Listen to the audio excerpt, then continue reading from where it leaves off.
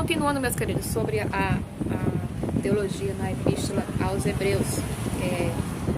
Por que esse livro foi escrito? Esse livro foi escrito porque as pessoas estavam vivendo, trazendo para a sua época ainda os tempos de Moisés.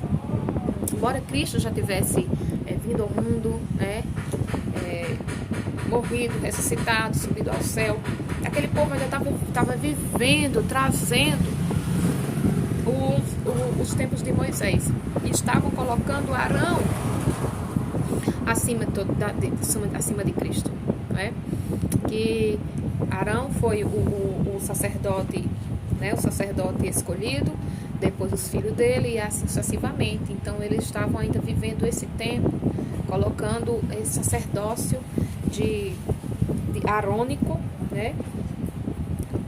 de Arão, irmão de Moisés, como se fosse uma doutrina daquela época, dos sacerdotes, de vestir o branco, essas coisas. Então, a carta aos Hebreus veio para isso, para mostrar que Cristo é o centro, que nós não vivemos mais nos tempos arônicos, do sacerdócio de Arão, que o nosso sacerdote agora é Cristo. Cristo é o centro de todas as coisas. Amém, meus queridos?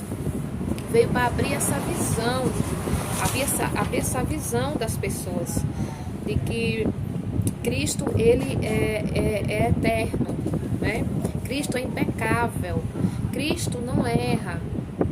Os sacerdotes erravam, os sacerdotes eram escolhidos, mas eram seres humanos, erravam, mas Cristo não. Cristo não erra, Cristo é o Todo-Poderoso, Cristo é infalível, é imutável, é eterno.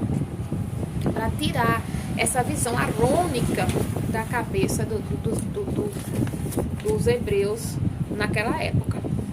E temos também a teologia de Tiago. Aí muitas perguntam, Tiago o filho de Zebedeu, o discípulo? Não, querido. Quem escreveu o livro de Tiago, a teologia de Tiago, não foi Tiago discípulo. Não foi Tiago discípulo. Foi Tiago, irmão de Jesus, filho de Maria, certo? Irmão de Jesus, porque era filho de Maria, porque todos nós somos filhos, Cordeiro do reino de Deus, filhos de Cristo, Então ele era Tiago, o irmão de Jesus, por conta de ser filho de Maria. Foi ele quem escreveu. Tiago, ele foi criado, no templo. Tiago, ele foi criado no templo, com todo aquele povo lá que os publicanos, os fariseus, e ele foi contra o ministério de Jesus.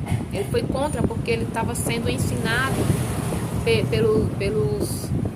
pelos publicanos, pelos fariseus, a odiar Jesus. Ele vivia no templo. Mas Jesus abriu a visão dele. Jesus abriu a visão espiritual dele. E ele reconheceu, a soberania de Jesus. Ele viu a mentira dos fariseus, dos publicanos, e se converteu ao Senhor Jesus.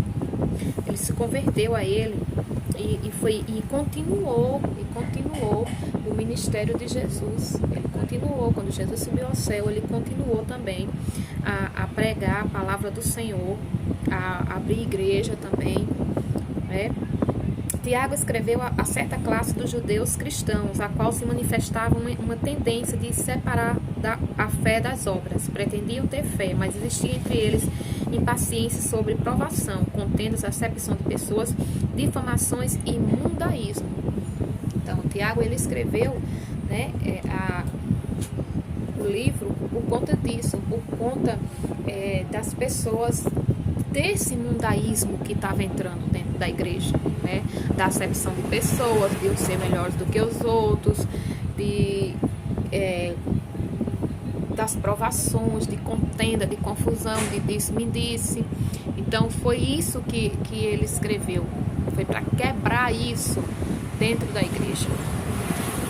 E as coisas a coisa do mundo que estavam trazendo trazendo para dentro da igreja. E ele quebrou, né? Ele escreveu para quebrar tudo isso, inspirado pelo Espírito Santo. E ele vai falar sobre a fé também, né? Ele fala sobre a fé, que a fé ela gera santidade. A fé gera santidade, a fé faz o impossível se tornar possível. A fé agrada a Deus, a fé faz com que Deus opere milagres. Sem fé é impossível agradar a Deus. Então ele trabalha a fé nas pessoas. E também essa questão da separação, da acepção de pessoas, da mudança de comportamento, de fofoca, de contendas na igreja. Bem, queridos. E também nós temos também a doutrina na epístola de Judas, né? Judas não é o Judas Iscariotes e nem é o Judas discípulo de Jesus, que muitos pensam que esse livro de Judas, a epístola de Judas, é o Judas que é discípulo de Jesus, que não é Iscariotes, mas é o Judas discípulo de Jesus. Não é nenhum dos dois. É Judas, irmão de Tiago, irmão de Jesus, filho de Maria. É um outro filho de Maria chamado Judas, que se converte também nesse processo, né? Tanto que o Judas, ele não se identificava como irmão de Jesus. Ele não se identificava como irmão de Jesus porque ele não se achava digno de dizer eu sou irmão de Jesus. Porque ele entendeu verdadeiramente a missão de Jesus. Ele entendeu verdadeiramente que Jesus não era irmão dele. Que Jesus, ele nasceu da mãe de Judas, porém não era irmão dele. Que Jesus é o Cristo que precisava nascer de mulher para pregar a palavra aqui na terra e para nos salvar. Então ele não dizia eu sou irmão de Jesus, ele dizia eu sou irmão de Tiago, filho de Maria. Os católicos precisam ler essa palavra. Os católicos precisam ler essa palavra bem, para eles verem que Maria teve outros filhos e que os filhos de Maria não consideravam Jesus como irmão, porque eles entendiam que Jesus é o Cristo, é o Salvador, que ele nasceu de Maria porque ele precisava vir à terra, mas que não era irmão deles. Pelo contrário, é o Senhor, o mestre deles. E era assim que Judas falava. Jesus disse, não, eu não sou irmão de Jesus. Jesus é o meu Senhor. Eu sou irmão de Tiago. Amém? E era assim. Foi ele quem escreveu, né? Foi ele quem escreveu essa epístola. Ele enfatiza a fé e o dom de Deus. O Espírito Santo como fonte de vida e poder para o crente. E uma vida de santidade como dever de cada filho de Deus e Cristo como juiz. Ele já não traz mais Jesus como o Salvador, mas Cristo como um juiz, que é como nosso Jesus virá. Ele veio como Salvador e até hoje muitos não querem essa salvação. Muitos não querem ele como Salvador. Mas quando ele voltar, quando ele retornar à terra para buscar a sua igreja, ele não virá mais como Salvador. Ele virá como juiz.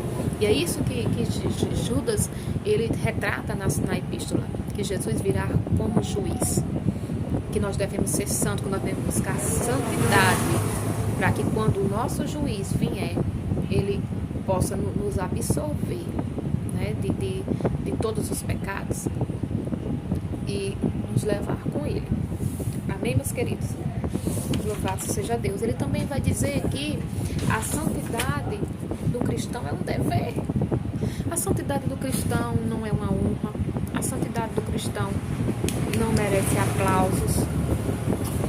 Muito pelo contrário, a santidade do cristão é um dever do crente.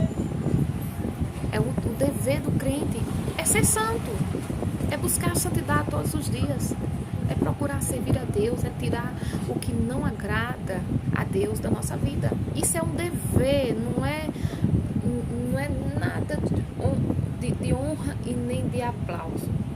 É um dever nosso. Não é nada além do que nós temos que fazer para merecer ser de Cristo. É o mínimo. Em outras palavras, é o mínimo que nós devemos fazer. Louvado seja Deus.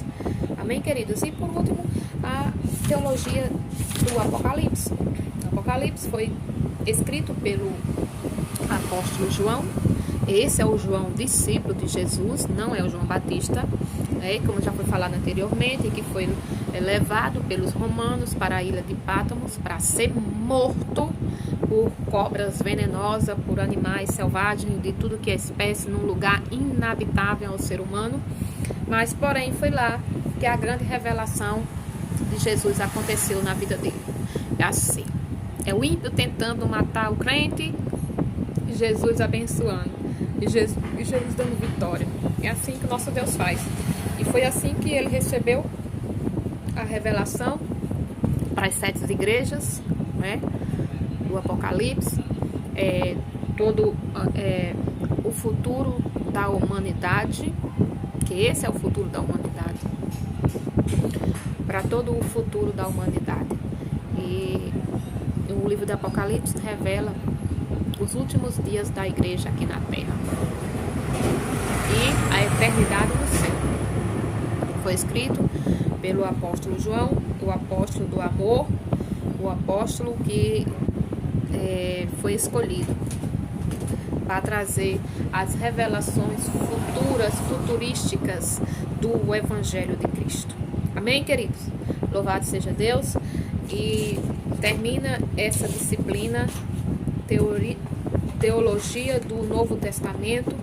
Respondam aí as questões, todas as questões dessa disciplina, e para nós corrigir.